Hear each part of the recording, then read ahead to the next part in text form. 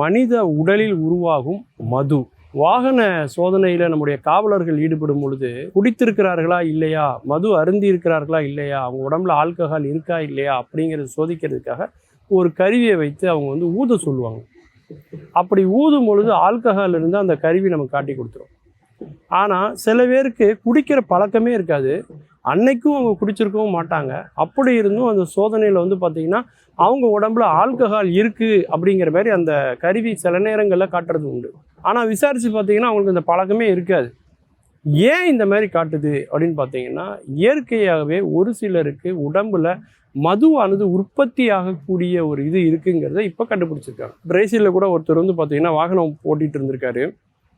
அவரை செக் பண்ணி பார்த்ததில் அவர் ஆல்கஹால் குடிக்கிற பழக்கம் இருந்திருக்குன்னு சொல்லி அந்த கருவி காமிச்சிருக்கு.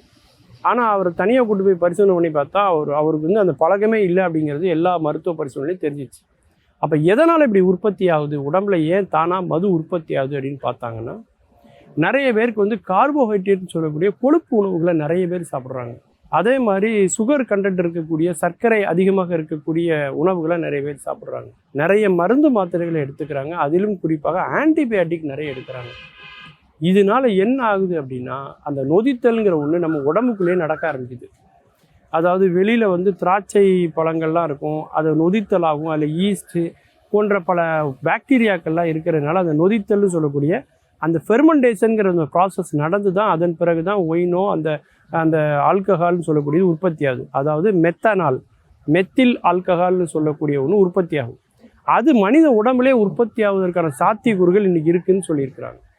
அப்போ மனித உடம்புலேயே அது உற்பத்தி ஆகும் பொழுது அது ரத்தத்தில் இமீடியட்டாக கலக்கிறது மூலமாக அந்த சோதனை கருவியில் பார்த்தீங்கன்னா அவர் ஆல்கஹால் உடம்புல இருக்குது, அவர் குடிச்சிருக்காரு அப்படிங்கிற மாதிரி அது காட்டுது. அப்போ என்ன பண்ணணும் அப்படின்னா, கார்போஹைட்ரேட் இனிப்பு அதை குறைச்சிட்டு புரோட்டீன் அதிகம் உள்ள உதவை அவங்க எடுக்கணும்.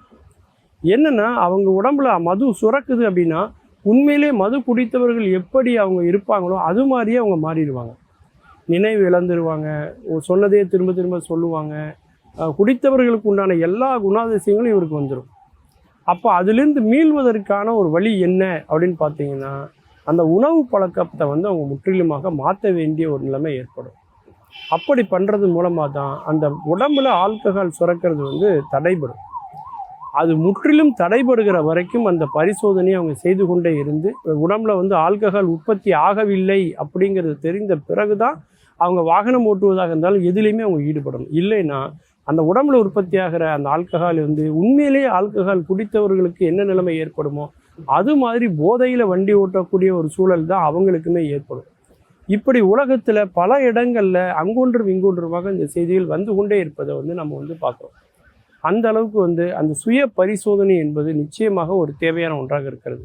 ஆல்கஹால் பழக்கம் இருக்கிறவர்கள் அதை கைவிடுவது என்பது வேறு. ஆல்கஹால் பழக்கமே இல்லாதவர்கள் உடம்பிலே சுரக்கக்கூடிய இந்த ஆல்கஹால்னால் பாதிக்கப்படக்கூடிய மக்களும் நிறைய பேர் இருக்கிறார்கள் என்பதை நாம் புரிந்து கொள்ள வேண்டும். ஆக உணவு என்பது நம்முடைய உடல் ஆதாரமான செயல், உயிர் ஆதாரமான ஒரு செயல். அப்படிங்கும்போது அதை சரியாக நம்ம பக்குவப்படுத்தி வச்சுக்கிடணும். அது மட்டும் இல்லாமல் தேவையில்லாத ஆன்டிபயோட்டிக்கை நம்ம உடம்புல எடுக்கக்கூடாது. அப்படி எடுத்தால் வயிற்றில் அந்த பாக்டீரியாக்களுடைய எண்ணிக்கை அதிகமாயிடும்.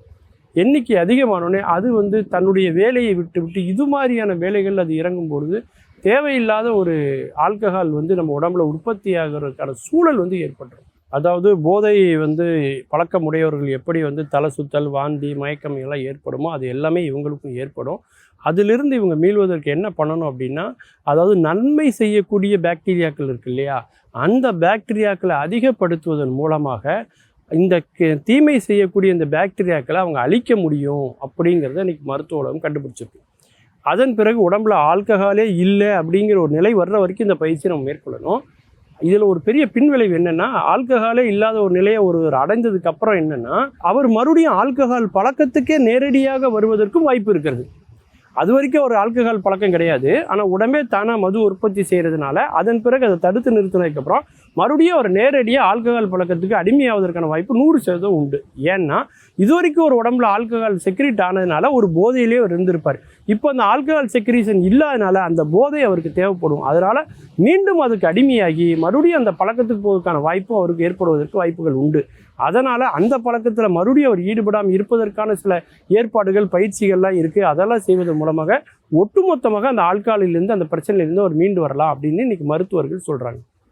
மீண்டும் பல புதிய தகவல்களோடு அதில் அறியப்படாத பக்கங்களோடு உங்களை சந்திக்கிறேன். நன்றி, வணக்கம்.